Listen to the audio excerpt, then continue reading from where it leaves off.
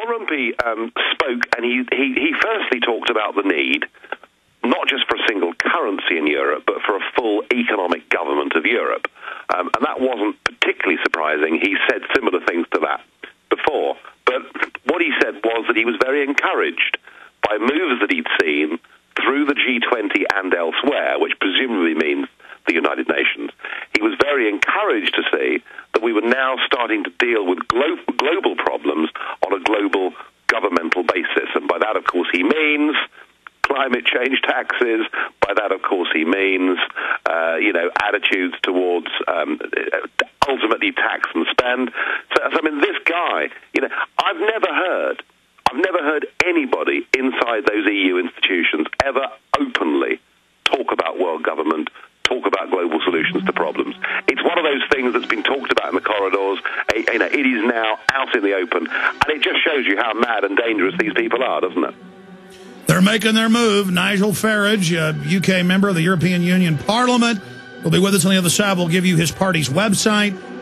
They control the right and the left in England. This is the only real party that has a chance and is winning seats everywhere and really starting to scare the system. We'll be right back.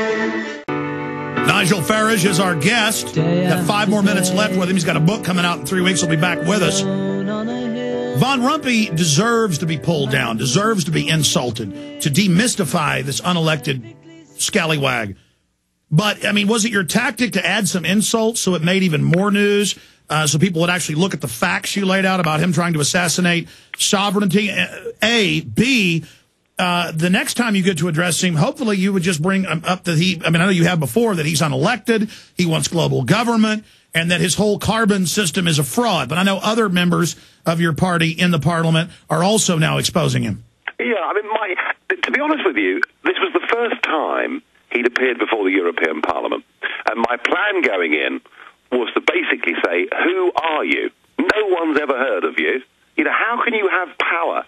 How can you have a salary that is bigger than the President of the United States of America? How can you have these 30 staff working for you? How can you have an incredible tax scheme where you only pay 17% income tax? How can you have a €5 million pool of money which you can dip into as and when you like? So that was my plan, was to say that. But I listened to his speech, and it was so boring. It was so dull. It was limp. It was lifeless. It was just so ghastly that that's where I suddenly thought, well, what I'm going to have to say is, sir, you have all the charisma of a damp rag. And let's be clear. Many countries in Europe have over a 50% income tax, France even higher, but the EU made their own jurisdiction where their ministers and bureaucrats pay 17% or lower, so they're exempt from taxes. I mean, this is classic textbook tyranny. Nigel Farage, plug the UK Independence Party website, your strategy across the world to get people to unseat these globalist-controlled puppets. Yeah, I mean, listeners, find out what we're doing. Go to ukip.org. ukip.org, and you find what we're up to. We are a party that started with nothing. A few of us in a pub in London, and we've taken that on, and last year we came second across the entire UK in the direct elections to the European Parliament. And my message to everybody the world over is, do not, under any circumstances, vote for people who will give away your liberties and rights. Do not vote for people who are supporting the growth of global government. If it means going for new candidates, if it means going for new parties, do it. Don't think it's hopeless. It isn't. We're proving it can be done. And when you're doing it, remember that in the end, good will always triumph over tyranny. And you and many others are the model for others to believe they can have success. We've got almost 40 states, it's at 37, 38 now, moving to declare 10th and 9th Amendment power over the federal government, itself seized by foreign banks and government institutions. And so there is a massive awakening worldwide and all over the planet. The third world, 3 months ago, wouldn't sign on at Copenhagen. They know the scam. I mean, we've really got the people. Yeah, the scales are falling. I mean, they really are, aren't they? People do not believe or trust their their political classes. They're right not to trust them, and we're now seeing that moving into active, real politics. And hey, to a large extent, what I was able to do this week to the President of the European Parliament is living proof that if something's wrong, you've got to get out there, hold your chin up, and do things differently and fight hard. That's what we've done. We're making progress. I want others to do so right across the world.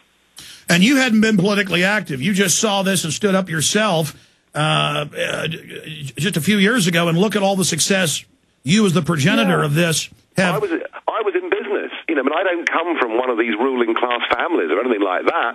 I was just an ordinary bloke who just felt that something was horribly wrong, and if there was I felt if there was nobody out there that was prepared to stand up and say the right things, I'd jolly well do it. And in doing so, I've met some good people on the way, people like Lord Monckton, people like Godfrey Bloom, who you've had on your show, and, you know, there are others out there who felt like me. So it's been an extraordinary journey, but I tell you what, we're not finished yet. We're going to beat the so-and-sos. We are, if we have the will to stand up and fight, and you're a great example. In the last minute we've got left, an individual website, or how do we support you individually? You have a lot of listeners in England, and give out the UK Independence Party website one more time. Yeah, I mean, simply go to ukip.org, and you'll see me, you'll see Lord Monckton. If you dig deeper, you'll see our thoughts on our failing education system in Britain. You'll see our thoughts on our failing public healthcare system. You know, we're a party that believes in less government, that believes in small government, that believes in liberty, freedom of the individual, and they're the things we fight for. If you look at ukip.org, you'll see links to all sorts of other things. You'll see links to my own websites, but that's the first place to look. And in closing, I saw another BBC article yesterday about the government secretly bringing in foreigners. And I saw that 6-7 years ago with Tony Blair. I mean, this is a lawless government. Yeah, I'm afraid, you know, we are a relatively small country geographically. Our population is going up at such a rapid rate.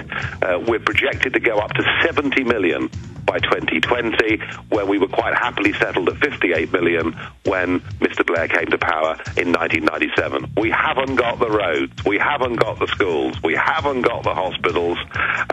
Nigel Farage, deeply worried. We're out of time. Thank you so much. Godspeed for supporting you.